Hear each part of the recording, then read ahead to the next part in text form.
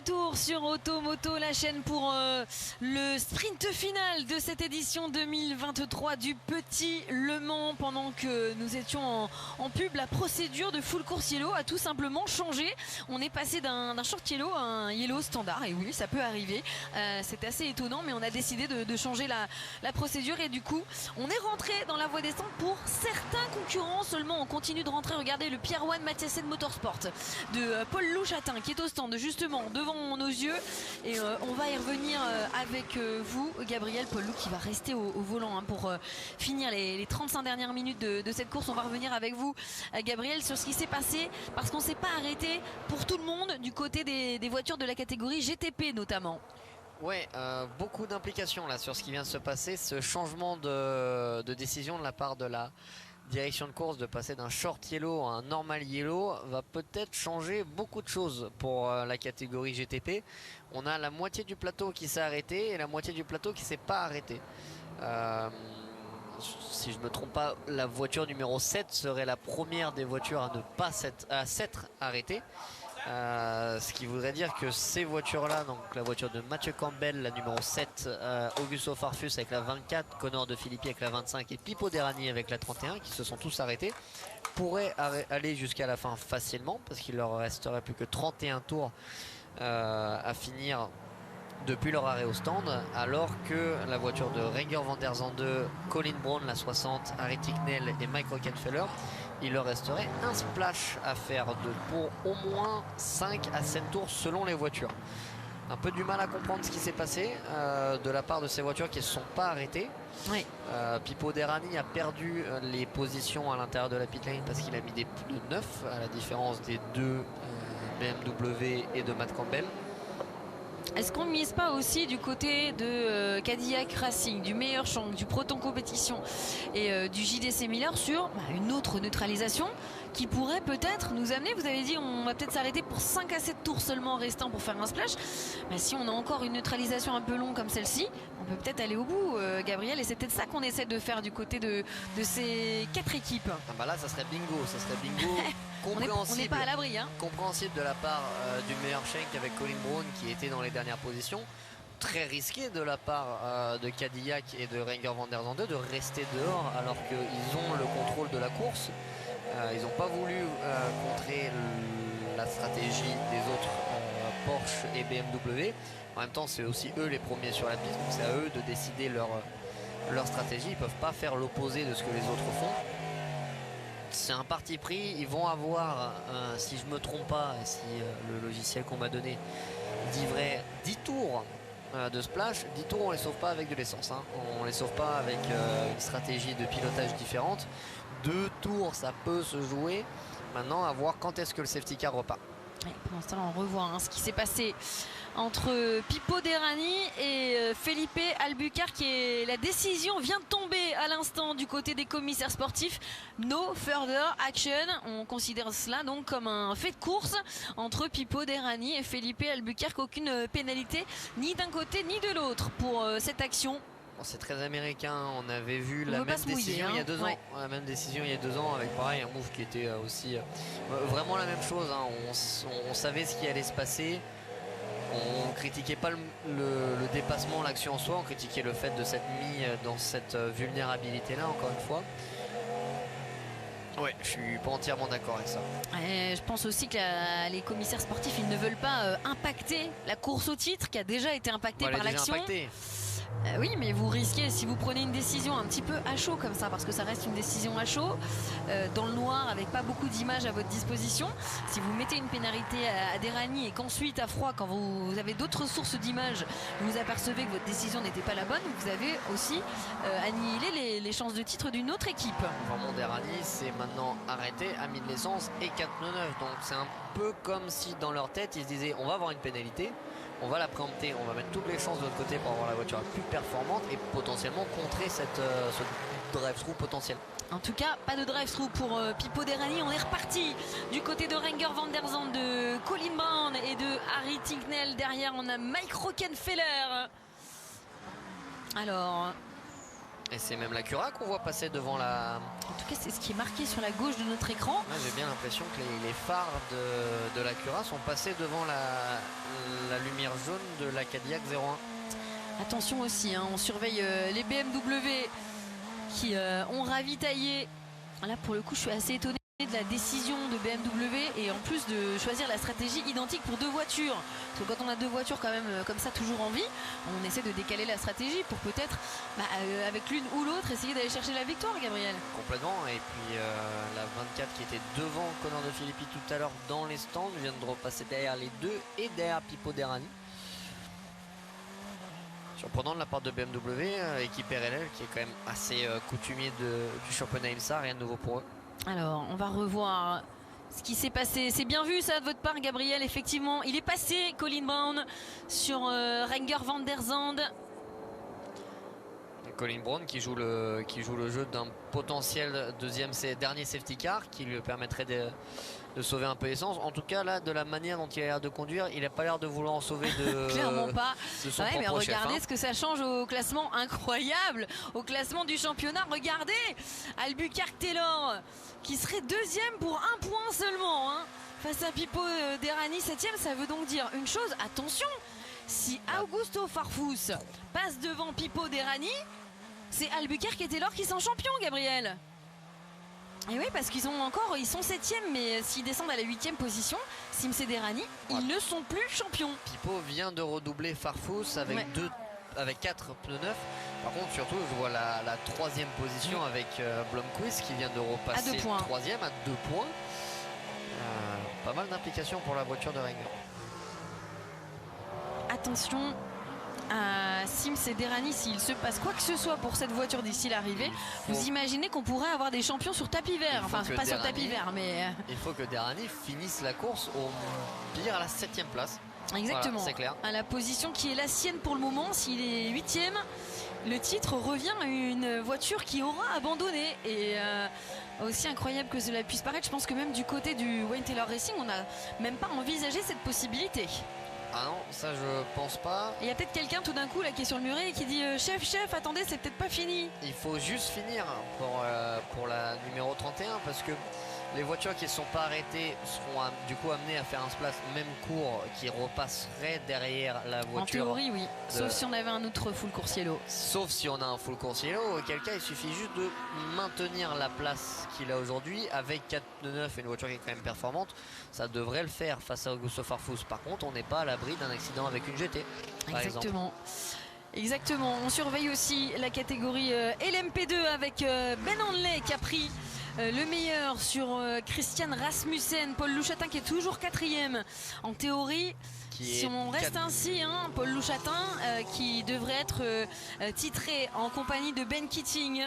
Il est 4e, mais il vient surtout de faire une super belle opération parce qu'il a récupéré son tour d'écart avec le podium et maintenant il est seulement à 6 secondes, bon seulement 6 secondes devant Dergaard, mais il est dans la bagarre. Il reste encore 25 minutes. Ouais. On ne sait pas ce qui peut se passer pour le trio de tête et pourquoi pas profiter d'une petite inattention. Ouais, un trio de tête aussi bien bagarré du côté de la catégorie LMP3 avec Felipe Fraga devant Garrett Grist pardon. Et en 3e position on a Matthew Bell à 5 secondes et demie. En GTD Pro, Daniel Juncadella qui tient bon, mais attention à Kevin Estre qui est revenu à seulement 6 dixièmes et Mirko Bortolotti à moins de 5 secondes. Et derrière du côté du GTD ça n'a pas bougé, mais c'est très serré aussi avec Loris Spinelli qu'on vient de voir passer justement avec la Lamborghini numéro 78 devant Yann Eilen, la Porsche du Wright Motorsport et la Porsche de l'équipe AO de Sébastien Priot. Et puis on a aussi la Proton qui est maintenant sur le podium après avoir passé pas mal de temps dans les stands. Ouais, là aussi on a récupéré quelques tours à la faveur des neutralisations et Colin Braun qui tient bon. Vous avez raison, lui il fait pas du saving fuel là pour le moment, mais à un moment donné il va falloir en remettre de l'essence. Là les points d'éco-conduite viennent d'être perdus très clairement. Là ça pousse à fond. Pour vous donner un ordre d'idée, on n'est pas passé au stand depuis 54 minutes pour Colin Braun, 1h07 pour Renger van der Zande. Il y a beaucoup de temps sous safety car quand même sur la dernière heure. Mais normalement on ne devrait pas pouvoir tenir ce relais. Ouais. Bon, en tout cas ce rythme là jusqu'à la fin. pour moi, à 5 tours de la fin, on devrait voir un arrêt de la meilleure Schenk, si pas de safety car juste là.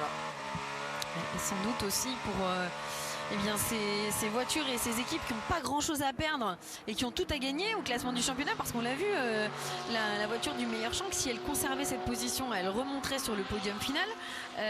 Eh bien on n'a rien à perdre, et donc on se dit on essaye, on voit si on va au bout, et puis on prie pour qu'il y ait un full coursier d'ici l'arrivée. C'est pas si improbable que cela. Ah, c'est quand même dingue. Là, je pense que ce qui se passe dans la tête de Pipo Derani dans la 31, vous savez que vous avez eu un accident avec la voiture avec laquelle vous étiez en compétition pour le titre. Maintenant, il faut finir la course, parce qu'on vous dit que si vous ne la finissez pas, vous n'avez plus qu'un point d'écart. Et si je vous dis qu'il y a 5 dixièmes d'écart seulement entre Pipo Derani et Augusto Farfus, qui est juste derrière, qui est son poursuivant principal, et qui lui ferait perdre potentiellement la tête du classement général. C'est absolument dingue. Et si on assistait à un scénario totalement improbable de l'Acura qui pourrait être sacrée championne sans rouler, avec tout le monde qui est rentré au camion, en train de se prendre la tête et de commencer à faire ses valises pour aller reprendre l'avion pour rentrer à la maison. Un ascenseur émotionnel, comme on en a rarement vu là. Et oui. Et il serait quand même de bon ton d'aller laisser une caméra quand même du côté du muret du Wayne Taylor Racing, parce que c'est pas fini, hein. C'est pas fini. Il y a 6 dixièmes seulement entre Pipo Derani et Augusto Farfus, et Derani qui essaye de passer, en fait il est pris en sandwich, hein, Pipo Derani, entre les deux BMW de Connor de Philippi et de Augusto Farfus. Il n'est pas forcément dans une position très confortable.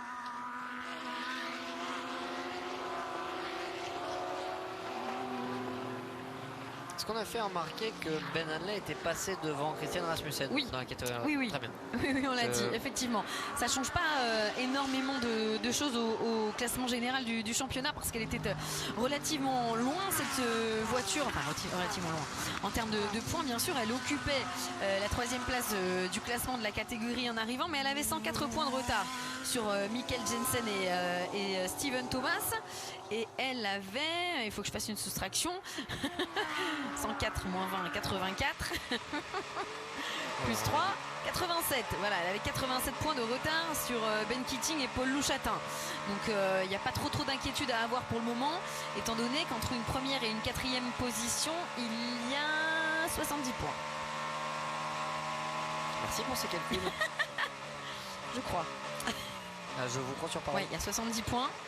Et je vais vérifier, mais je crois qu'il y avait 77 points. Donc si Ben Hanley s'impose et que Paul Louchatin reste à la 4e position, ils seront champions pour très peu de points, mais ils seront champions quand même.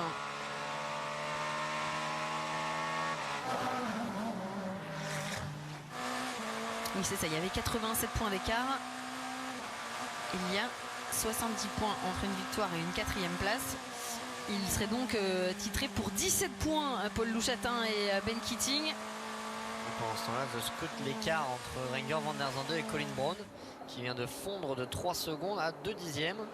Et qu'est-ce qu'on voit? Regardez, elle est importante. Il est important ce dépassement, cette image de Pipo Derani qui vient de prendre le meilleur sur Connor de Philippi pour remonter à la 6e position. Oh, il doit souffler dans le casque, Pipo Derani, parce qu'elle est capitale là, cette place. Ça paraît peu, hein, de se battre pour la 6e position, mais je peux vous dire que là c'est d'une importance capitale. Qu'est-ce qui se passe pour la 74? Fraga, ouais, Fraga qui était leader de la catégorie LMP3. Oh, mais oui, il y a eu un contact. Ça, c'est un gros bon contact. Un long contact même, hein, avec Gareth Grist.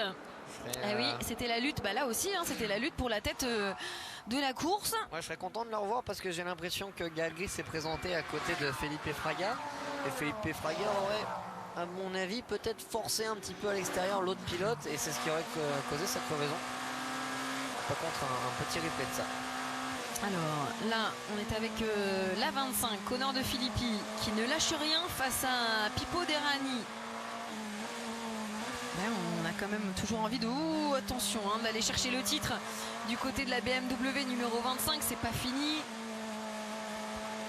C'est ce qu'on vous disait plus tôt, hein. On arrive dans les 20 dernières minutes et là il n'y a plus de cadeaux, il n'y a plus de calcul, tout le monde roule à fond. Et je peux vous dire que là, les voitures de la catégorie GT Elles se font brasser quand même. Hein. Voilà, je peux vous dire que le niveau d'agression sur la piste vient de passer un cap. Stade ultime. C'est clair. Il n'y a plus de copains. Bon, il n'y en a jamais eu là. Ah, bah, entre certaines catégories, il peut y en avoir, mais là, même les voitures de catégorie inférieure, on n'en a rien à fiche. Voilà, il y a peut-être un petit peu de respect. Là, le respect vient de partir aux oubliettes. Le respect, il est mort. Là, ça envoie de l'appel de phare comme sur le périph'. Ça roule.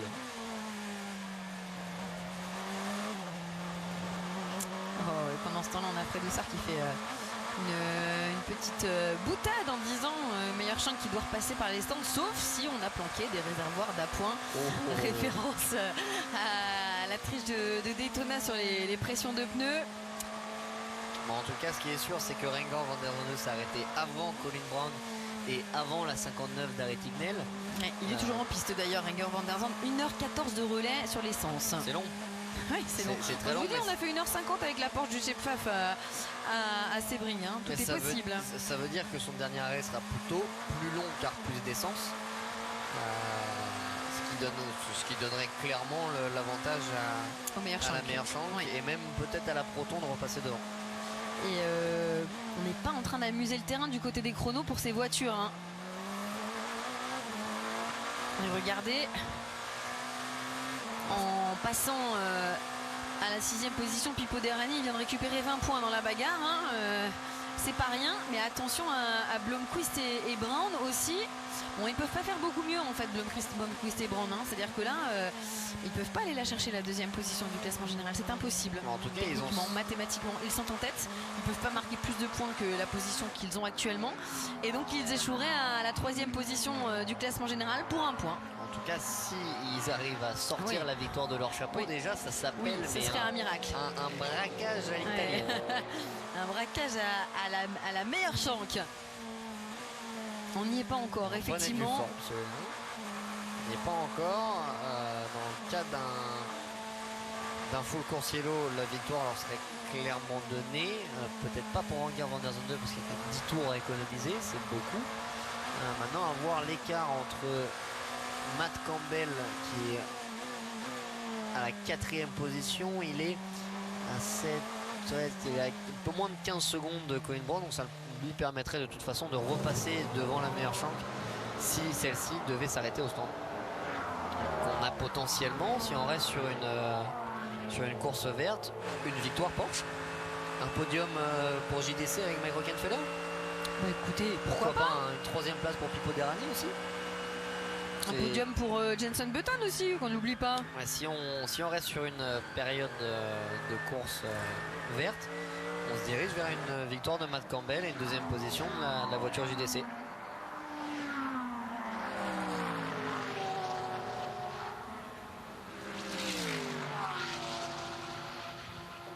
Il doit y avoir de la tension là chez Well Engineering. Et là, on suit la lutte pour la victoire en catégorie GTD Pro avec Daniel Giuncadella, toujours poursuivi par Kevin S. On a un petit peu largué Mirko Bortolotti qui accuse 7 secondes 7 de retard désormais. C'est entre ces deux voitures qu'elle va se jouer la victoire et c'est d'autant plus important qu'il y a une 3e place au classement du championnat à la clé, même si évidemment personne n'a vraiment envie de terminer 3e, mais c'est toujours mieux de finir 3e qu'avec la médaille en chocolat, comme on dit.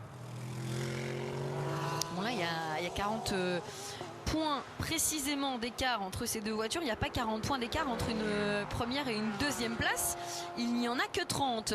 Donc dans la circonstance actuelle, même si Daniel Giuncadella l'emportait devant Kevin Estre, il conserverait bien entendu son avantage de la 3e position. Et même si Kevin Estre passait, Daniel Giuncadella en terminant 2e conserverait quand même avec Jules Gounon la 2e position, la 3e position du championnat.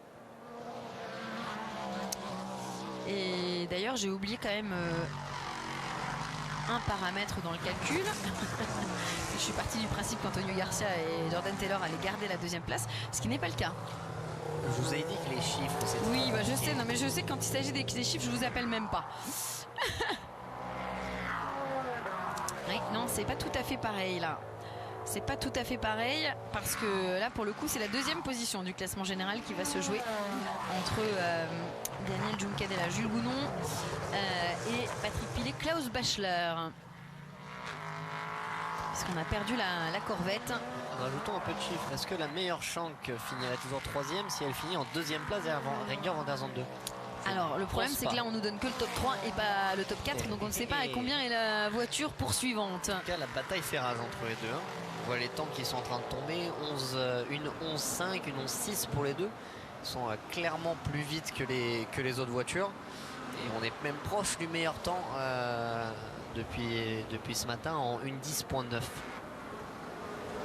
Encore 14 minutes de course. Et on est séparé par 5 dixièmes. C'est absolument dingue. Ouh, la voiture de l'équipe ERA qui est dehors. Elle occupe. Pourquoi on la pointe deuxième? Non, elle occupait la deuxième place. Ouais, Christian Rasmussen qui est sorti. Et ça va promouvoir Paul Louchatin à la 3e position du classement général. Et on risque d'avoir un full coursier lot. Ça va faire les affaires de Colin Braun et Renger van der Zande. Et oui, je vous disais qu'il fallait avoir cette stratégie quand même pour espérer avoir un full coursier lot dans les dernières minutes de course. Ça arrive toujours, hein, Nimsa. Et voilà full coursier lot. Le full coursier lot à 13 minutes, donc qui sera un short yellow. Est-ce que ça emmènera même peut-être la course jusqu'à la fin sous vert et donner la victoire directement à Colin Braun? On n'aurait pas une arrivée sous 13 minutes, c'est full coursier lot. 13 minutes, c'est court hein, pour un safety car. Non, mais là, c'est un short yellow de toute façon. Hein. Ouais, c'est un short yellow par la régulation, donc ça veut dire que les pits seront fermés, les stands seront fermés pour toutes les catégories. Maintenant, est-ce qu'on aura le temps d'évacuer la LMP2, de faire s'il y a réparation de mur, clairement c'est fini. Hein. C'est un short yellow, non pas parce qu'on pense qu'il va être rapide, c'est un short yellow parce que la réglementation nous l'impose. Alors oui, ce qu'on appelle short yellow, c'est pas le fait qu'il soit de courte durée, c'est juste qu'on n'ouvre pas la voie des stands pour les ravitaillements. Ce qui veut donc dire quand même que tous les autres yellow ont duré plus de 30 minutes. Donc à 13 minutes de la fin, est-ce qu'on vient pas de donner la victoire à Colin Braun? En tout cas, Renger van der Zande, même avec cette période de full course yellow, il en est à 1h20 de relais d'essence. Va falloir serrer tout ce qu'il a pour espérer aller au bout quand même. Là, c'est 6e rapport, embrayage en ligne droite et vous descendez. Et vous coupez le main dans les descentes. Hein. Avec le bruit du vent. C'est du kitesurf qu'on vous demande de faire. Exactement. Attention à Harry Tinknell aussi, qui a 1h03 de relais. On va dire que sur les 4 voitures qui ne se sont pas arrêtées, celle qui a le plus d'essence dans le réservoir en théorie, c'est celle d'Harry Tinknell. Et là ce serait quand même le hold-up aussi mon cher Gabriel, si on voyait la Porsche du Proton compétition s'imposer. Ça on l'aurait pas vu venir non plus. Hein. Ah non. Mais on n'est pas à l'abri que Pipo Derani ait un problème aussi et se fasse houspillé, secoué par Connor de Filippi et Augusto Farfus. Je vous le dis, hein, on va rentrer dans les 10 dernières minutes de cette course. Si on repart, on peut s'attendre à tout. C'est dommage pour Christensen qui a fait une belle course. Ça fait longtemps qu'il était dans la voiture quand même. Hein. Je vais reprendre les graphiques, mais je pense qu'il était dedans depuis plusieurs heures déjà. Et ça peut influencer une faute comme ça malheureusement. Bon, on n'a pas l'impression que le mur ait trop été touché. En fait, on a même l'impression qu'il y a eu un petit contact seulement. Enfin, si le mur a forcément été touché, mais pas je veux dire que le mur n'est pas bougé. Il y a eu un petit contact sur l'arrière, dans le mur de pneus. Il était dans son 3e relais. Et oui. Allez. Et on est déjà en train de commencer le class split, Gabriel. Donc, on va dire que la stratégie de la direction de course est assez claire. On veut à tout prix relancer cette course pour passer l'arrivée sous régime de drapeau vert. Voilà, moi je n'ai plus de pronostic, je n'ai plus d'avis, je ne sais plus qui va s'arrêter. Non mais votre pronostic Vittel est engagé. Ah oui, le mien, là, je vous le dis. Le mien au 14e café depuis 17h tout à l'heure, c'est sûr que là on est à ça de la tachycardie. Exactement, et puis c'est pas comme si ce qui se passait en piste nous aidait aussi à survivre. On a vu Colin Braun là qui essaye de garder les yeux ouverts, on l'a vu sur la caméra embarquée précédente et regarde dans son rétroviseur le pilote du meilleur Shank Racing. Est-ce que ce serait pas aussi, excusez-moi, mais un joli pied de nez pour le meilleur shank d'en finir avec une victoire qui s'était imposée à Daytona en trichant, il faut dire les choses comme elles sont, de finir la saison sur un succès avant de partir, une forme de pied de nez. Bon, un pied de nez, je dirais pas entièrement maîtrisé quand même, hein, parce que... Non, mais bon, non, on peut pas dire qu'il s'est dominé la course. Hein. Très beaucoup du stratégiste, magnifique. Maintenant, la performance n'était pas là, même comparé à l'autre Acura.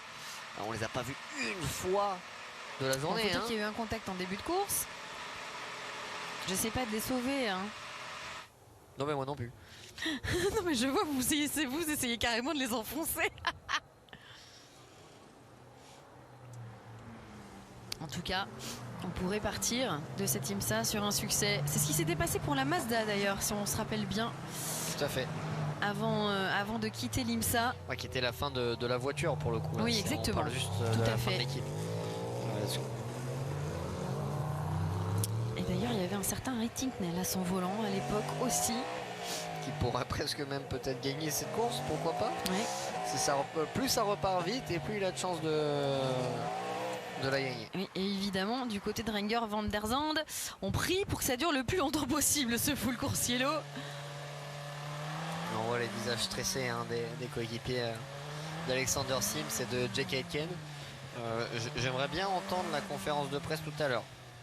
Personnellement, on voit un peu les avis à chaud des pilotes. Pipo Derani qui doit conserver sa position au restart. On va falloir un petit peu surveiller partout. Hein. Du côté du LMP2, normalement, on est relativement tranquille. Pour Paul Louchatin, un mois évidemment d'un accrochage hein, parce qu'on n'est pas à l'abri sur une séquence de restart. Il faut être quand même extrêmement prudent. Là, je pense quand même que le message est bien passé. On va toucher du bois pour eux. Hein. Tout va bien se passer. Il y a encore une relance entre Daniel Juncadella et Kevin Estre. C'est pas fini non plus. Mais pour le sport et pour le championnat, là, de relancer à 5 minutes de la fin, potentiellement un incident de course entre Derani et De Filippi, bah, c'est limite un peu. Hein. Et on a Laura Von Trop hein, qui est là, la patronne de Corvette Racing, de Cadillac. Elio Castroneves au casque aussi. Qui a même plus qu'impliqué là. Ouais. Je me demande si c'est pas lui. Toujours un peu zébulon, Elio calls, Castroneves. Hein. Toujours très très tendu. Spiderman, comme on l'appelle, ah ouais, c'est lui qui est en train de parler à Colin Braun, vous pensez? Bon alors Coco, écoute-moi. Quel personnage? Je pense qu'on est surtout en train de calculer combien d'essence il reste dans la voiture et on ne parle plus en litres, on parle en... Mais on a dit les pilotes ne calculent pas, alors je suis pas sûr qu'Elio Castroneves on lui demande de calculer les litres d'essence si vous voulez bien ça. Là, je pense qu'on est en train de calculer au centilitre là, hein, là on est en train de regarder la page.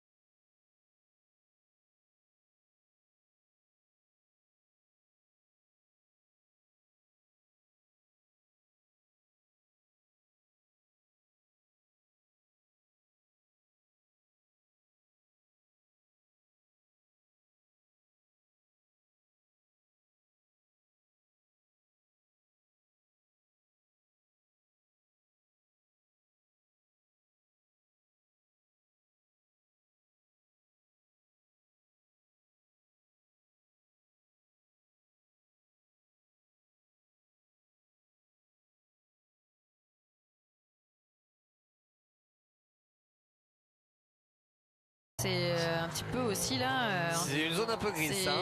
Au doigt mouillé un petit peu plus. Un peu. Ça... Allez, on va repartir dans quelques instants. Le safety car qui a éteint sa rampe de phare. 6 minutes, 4 tours.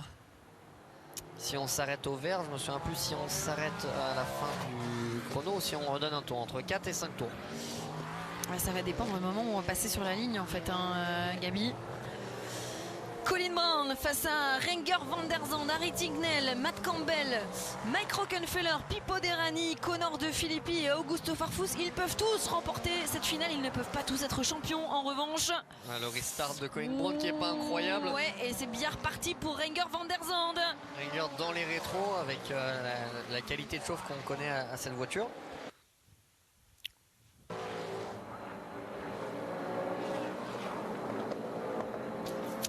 été extrêmement concentré là sur ces dernières minutes de course. On va surveiller un peu tous les étages. Il y a de la bagarre en GTD Pro, il y a de la bagarre en GTD également. Et de la bataille en LMP2 avec Van der Garde et Hadley à 3 dixièmes aussi. Exactement, Paul Louchatin qui reste en retrait à 3 secondes. Il peut remporter le titre en terminant sur le podium. Paul Louchatin.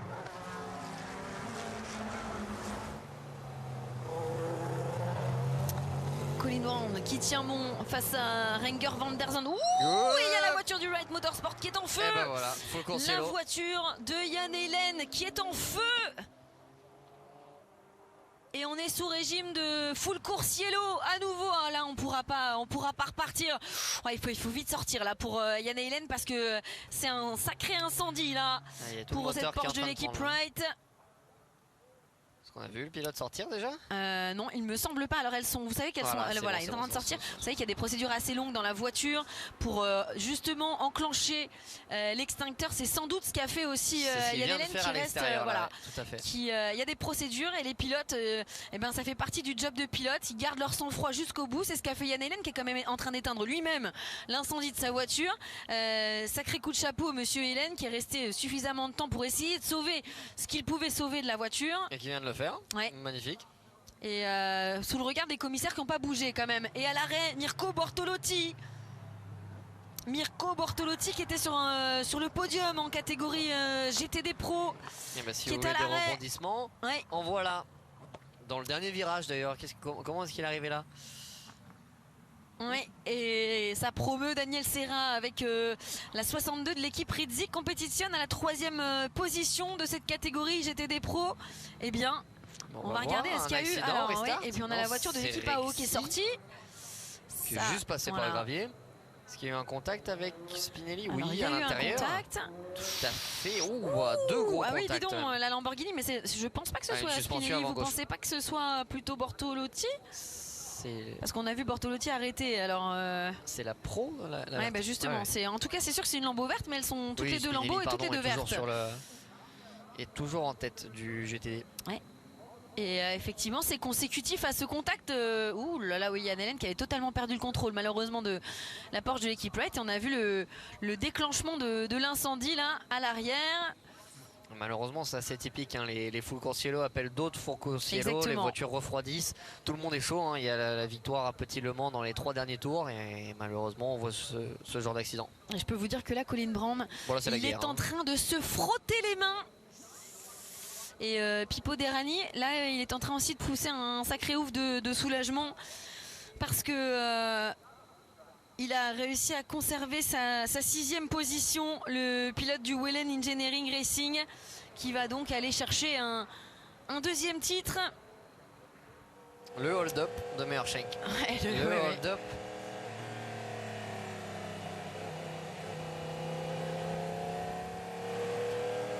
Et on est en compagnie justement de Pipo Derani. Et Jack Aitken qui est un peu interdit hein, justement de ce qui est en train de se passer. Mais là on repartira pas. Il reste moins de 2 minutes. Aucune chance. En plus on a une voiture incendiée à évacuer. Ça prend énormément de temps. Une Lamborghini qui est dans le dernier virage. Et on va donc avoir un vainqueur assez inédit hein, on doit le dire quand même. La victoire annoncée de l'Acura de l'équipe Meerschaenk. Une jolie manière quand même, on peut le dire, de partir pour l'équipe américaine. Elio Castroneves qui va terminer cette campagne en IMSA sur un succès. Le track positioning, c'était la clé du succès, Gabriel. C'était osé, hein. C'était osé. De la part d'une équipe qui connaît le championnat tout simplement. Et en même temps qu'il n'y avait pas grand chose à perdre. Non, voilà, tout à fait. On est déjà dans les dernières places. On les a pas vraiment vus tout le week-end. En tout cas, ils savaient qu'ils n'allaient pas jouer à la performance. Et regardez, voilà, Ben Keating qui s'apprête à célébrer un titre de champion LMP2. Et ouais, il sourit. Et Paul Louchatin, on est super fiers aussi de notre petit français, de notre consultant à Automoto la chaîne, qui va non seulement terminer 3e de cette course, mais qui va surtout remporter un titre de champion LMP2 en IMSA. Et de le finir sur le podium surtout. Ouais. Faire sur le podium où on était à un tour il y a pas moins de 40 minutes. Très content pour eux, c'est cool. Et donc du côté de la catégorie GTP, un deuxième titre en 3 ans pour l'équipe Wellen Engineering Racing et Pipo Derani qui était déjà dans cette équipe victorieuse en 2021. On en a longuement parlé un petit peu plus tôt dans cette course. Il y avait eu ce duel jusqu'à la fin, jusque dans les toutes dernières minutes avec l'Acura du Wayne Taylor Racing. Ça a été le cas jusque dans la dernière heure et demie, dans les 2 dernières heures de cette course également. Et le Wellen Engineering Racing qui s'impose à nouveau avec Pipo Derani et cette fois-ci Alexander Sims à ses côtés. On se rappelle que c'était Felipe Nasser, hein, c'était un tandem brésilien qui l'avait emporté en 2021 et désormais c'est chose faite, hein. Alexander Sims, Pipo Derani qui vont remporter le championnat millésime 2023 face à Felipe Albuquerque et Ricky Taylor, et en plus la paire Blomqvist-Brown qui grâce à cette victoire de dernière minute va monter sur le podium final de cette catégorie GTP. Il est un petit peu assommé par la fatigue mêlée d'émotions, Colin Brown, je pense. Je pense surtout qu'il est content de gagner une course comme ça, de passer avec la voiture dans Victory Lane.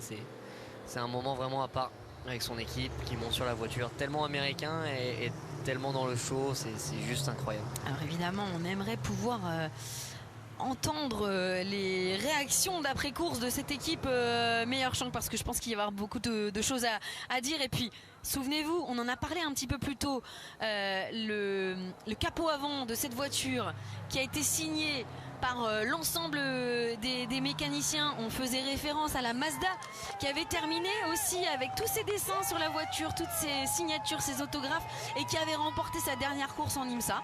Et bien là aussi, cette équipe Meilleur Champ avec cette voiture dédicacée par l'ensemble de l'écurie qui va terminer sa campagne en IMSA, repartir, reprendre sa conquête aussi en IndyCar qui n'a jamais cessé, hein, bien sûr, mais se reconcentrer à 100% sur l'IndyCar et en finir avec un bon souvenir, avec une victoire. Moi je pense surtout qu'on va entendre parler de cette dernière heure pendant pas mal de jours, plutôt pour le tandem, contact Derani Albuquerque et Pipo Derani qui peut souffler lui aussi avec ce succès. La victoire de Daniel Juncadella pour le compte du WeatherTech Racing face à la Porsche de l'équipe Pfaff, et puis la victoire de la Lamborghini, on vient de l'avoir passé, de Loris Spinelli avec un Rob Foley qui s'est infiltré à la 2e position dans les toutes dernières minutes. 3e place pour la Porsche de Trenton Inman pour le Wright Motorsport. Là ça a complètement changé dans le trio de tête pour la catégorie GTD, mais parce qu'on avait la voiture de chez AO et la voiture du Wright qui étaient impliquées justement dans cet incident qui a provoqué le dernier full course yellow, qui était sur le podium. Et on voit Bobby Orgel à l'écran et Ben Keating qui célèbrent leur titre. Que de succès pour Ben Keating. Cette année, il a remporté quand même un sacré paquet de belles courses. Il a remporté les 24 heures du Mans avec Corvette Racing. Ouais, à peu près. C'est un peu le lucky charm, Ben Keating. Vous vous engagez à ses côtés, vous êtes sûr de gagner pas mal de belles courses. Hein. J'ai fini 2e, moi. Bah écoutez, c'était pas le bon moment, alors j'ai envie de vous dire, mais vous savez quand même que cette voiture ne s'est imposée qu'à Road America, si je dis pas de bêtises. Elle a attendu très très longtemps avant de les signer un premier succès cette saison. Ce qui ne l'a pas empêché d'aller remporter le titre.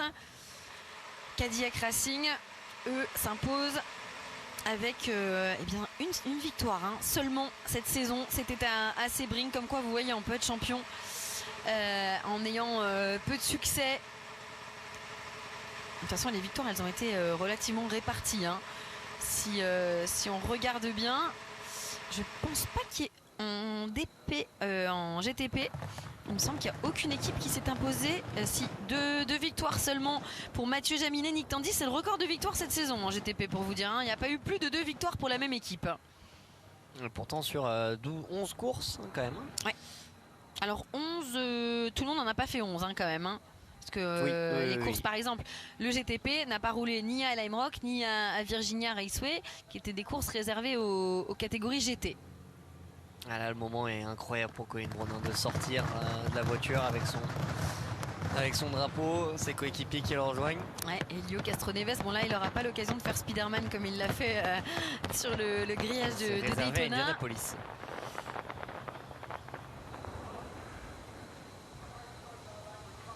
Quelle finale en tout cas, hein. On n'aura pas eu le temps de respirer pendant ces 2 dernières heures. Oui, on n'a pas vu le temps passer là hein, sur ces 2h30 de fin de relais. Oui, ils l'ont fait. Une victoire pour en finir. On oublie la fatigue là dans ces moments-là. This is the guy, dit Helio Castroneves. C'est lui le mec, c'est lui qui nous a amené à la victoire. Belle stratégie hein, quand même de l'équipe Meilleur Shank. On a vu du donut finalement, on a encore oui, mais eux, ils avaient de l'essence, c'est pas faux. Je vous rappelle qu'ils se sont arrêtés. Et d'ailleurs, ils se sont tellement arrêtés qu'ils ont failli quand même rater le titre. Hein. C'est pareil, hein, ils ont eu très très chaud hein, du côté du Whelen Engineering Racing. Et voilà le 3e pilote, Tom Blomqvist.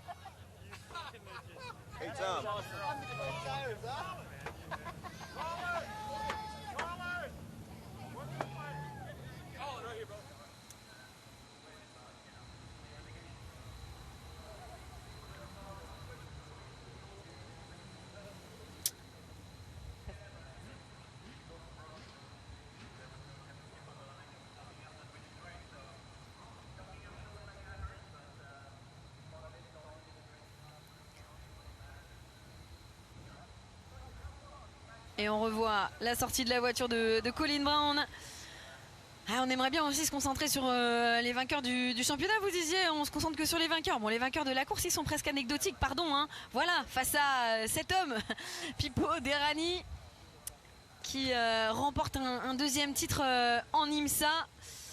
Cette fois-ci associé à Alexander Sims, qui en plus, Alexander Sims, c'est un beau cadeau de départ. Il va rejoindre l'équipe Pratt & Miller sur la Corvette la saison prochaine. Et regardez, qu'est-ce qu'on est fiers de vous proposer cette belle image de Paul-Loup Chatin.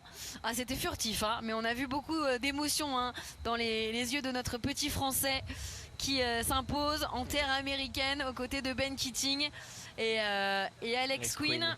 Alors on espère évidemment que Paul-Loup, ça lui permettra aussi d'avoir des volants, des propositions l'année prochaine, parce qu'on sait déjà hein, que Ben Keating il va rouler toute l'année avec Alex Quinn chez United.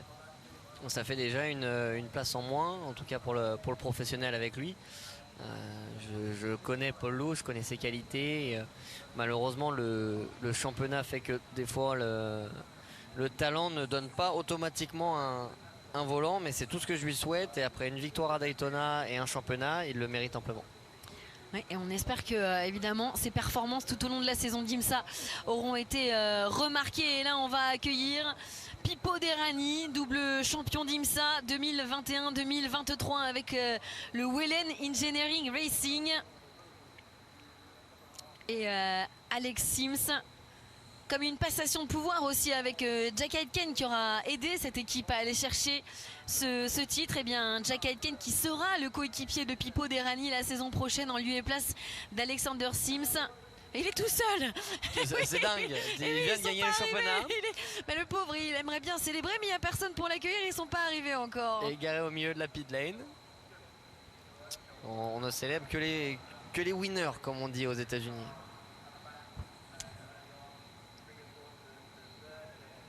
Ah, et on savoure ces images. Je regarde, il réalise pas Pipo Derani, parce que je pense qu'il a été tendu. Le voilà, Alexander Sims, ça y est, il l'a retrouvé. Ah, il a eu ce petit moment un peu de solitude qui lui a permis aussi de réaliser tout ce qui s'était passé. Il y a eu ce contact avec Felipe Albuquerque, bien sûr. Il y a eu cet arrêt qui a plongé cette voiture dans les tréfonds du classement. Ils auraient, alors je sais pas si on lui a dit, hein, parce que Gabriel, je suis pas persuadé qu'on vous dise mon garçon, si tu perds une position, là on perd le championnat. Est-ce qu'on dit ça à un pilote? Est-ce qu'on lui dit pas? Est-ce qu'on prend le risque de lui dire? J'espère qu'on lui a pas dit. J'espère qu'on lui a pas dit. Peut-être qu'on va lui dire maintenant. Tu sais, mon garçon, si t'avais terminé 2 places derrière, le titre, il te serait passé sous le C'est nez. toujours un double tranchant et dans la voiture on a les œillets, on ne sait pas ce qui se passe autour, on ne connaît pas les stratégies des autres et en général on se rend compte de ce qui s'est passé en regardant le replay, même des fois 2 mois derrière. Alors peut-être que l'ingénieur il lui a juste dit tu ne peux pas laisser passer Augusto Farfus. Je pense que l'ingénieur lui a dit de se concentrer sur son boulot, de faire ce qu'il avait à faire et le reste on gère. Et en tout cas ils ont bien géré. Et un nouveau titre donc pour le Wellen Engineering Racing et donc Acura qui cède le titre en IMSA à Cadillac. Et d'ailleurs c'est assez drôle cette passation parce que c'est la voiture du meilleur champ qui l'emporte dans cette course. C'était eux qui étaient sacrés à l'issue de la saison 2022. Il en revient pas là, Pipo Derani, je vous dis, là il y a un petit peu toute l'émotion qui est en train de remonter. Ça s'appelle un ascenseur émotionnel. Hein. On a vu des choses passer dans la dernière heure avec son manager Philippe Dumas. Qui en a vécu des victoires. On parlait tout à l'heure des anciens champions de chez d'IMSA. Ouais. Avec cette fameuse Ligier sponsorisée par une célèbre marque de tequila. Exactement.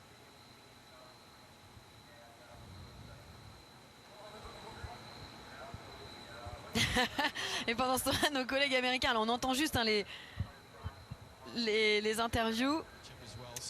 On est en train d'interviewer Ben Keating et on lui a demandé en français parlez-vous français?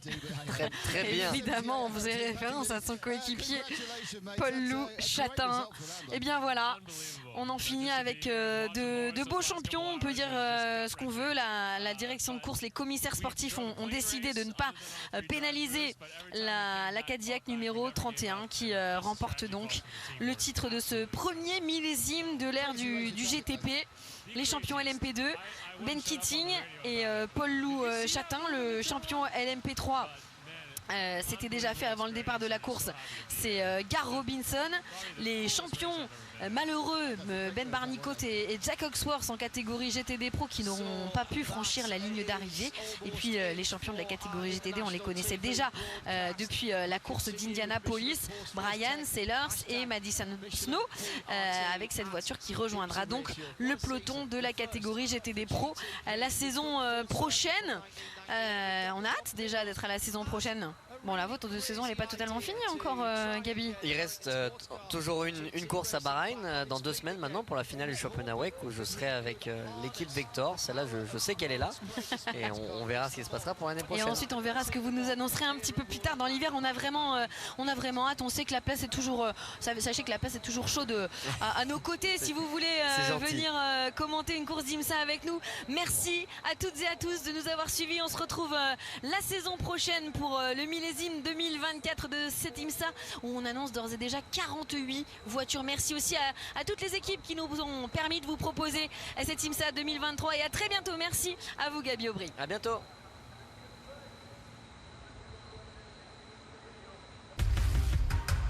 Auto Hebdo, toute l'actualité du sport automobile.